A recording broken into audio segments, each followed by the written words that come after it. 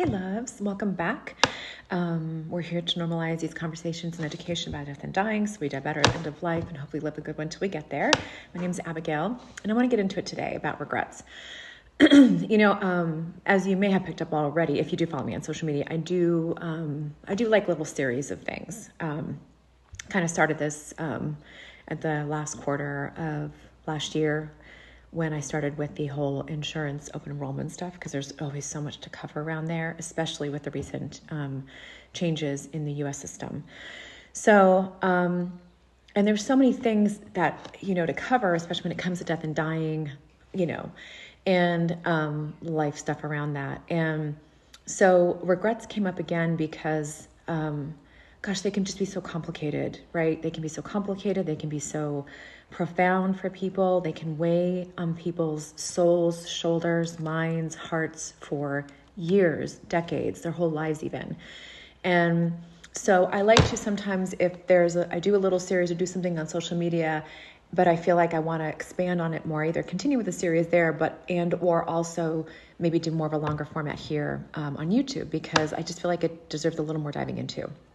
And also I might want to share other things, other stories and things like that. So today is going to be 2 parts for the month of June about regrets. And what I want to do today is really emphasize and normalize how healthy it is to have regrets. In the second part, I might just do maybe some other sharing, some personal stuff, because I don't really get personal on social media or here and all that much. And sometimes I feel like my story for me was really profound, so I might just do that. So anyway, but let's focus on the regrets part for you, because I truly believe that we should normalize having regrets more. I've talked to people, just even through work, you just meet so many people from all walks of life and talk to people who they said, I have no regrets. And that's amazing if you have no regrets. But what they would say in follow-up to that, I'd say, explain to me. Wow, let me know, let's talk. They would say, I have no regrets. I'm grateful for the fact that, that when I lost something, that I learned this about myself. It made me do this, it made me do that. And that's great, but I think it's different. Having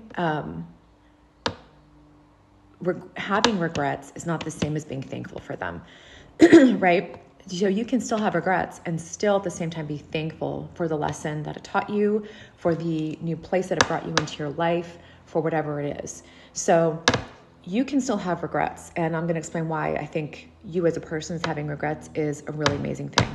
So you can still have regrets for sure. You don't have to pretend that you don't have regrets in order to be thankful for something that happened or that put you in a different place in your life, right? If you have regrets, it usually means, and I'm just speaking in very just simple terms, it usually means that you would have wanted to have done things differently, right, in the past, because usually it's over something that you did in the past and you would have wanted to have done things differently, especially knowing what you know now. Maybe you learned it from having that regret and you were like, you know what, I wish I didn't let stress consume me so much that I allowed my fear to be felt by my staff, for example, and my stress to be felt by my staff, which is definitely a regret of mine, because they already had stress in work, and also I held the bar super high for myself, and I think sometimes that just seeped down, and they just needed to do their job. They didn't need to do anything else. I put that on myself to need to feel like I had to take complete over, extreme ownership over everything and do everything perfectly. And, now I took my job very seriously because it had to do with death and dying. But anyway, so I was, again, you can still have regrets for the way you behaved, or what you did, what you didn't do, whatever it was, you can still have regrets, but then still be very thankful for the fact that you took away something from that regret, from that moment. Good.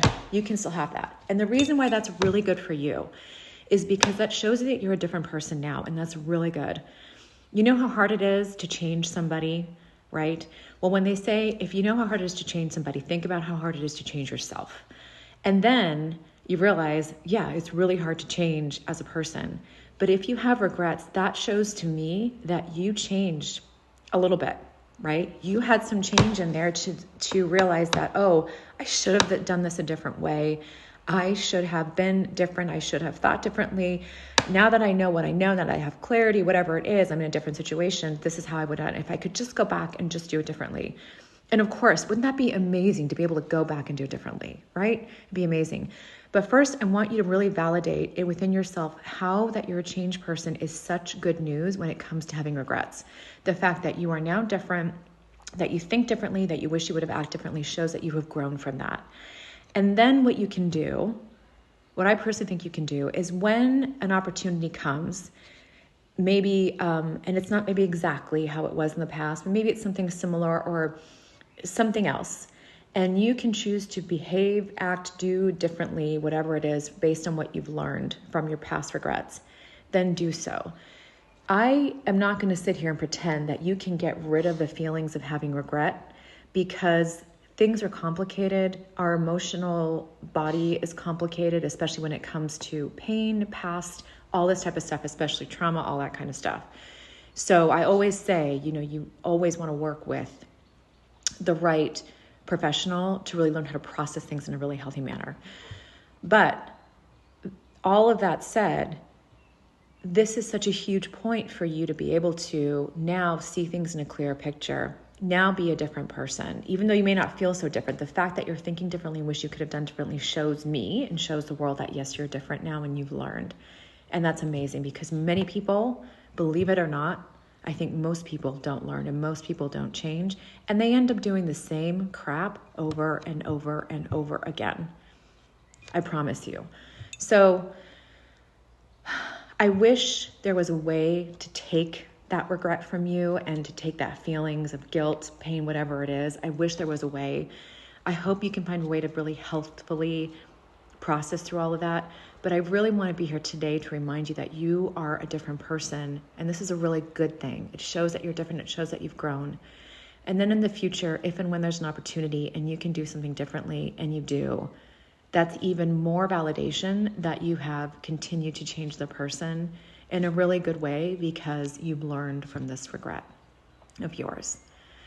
I wish there was no pain in this world, and I know that's completely unrealistic.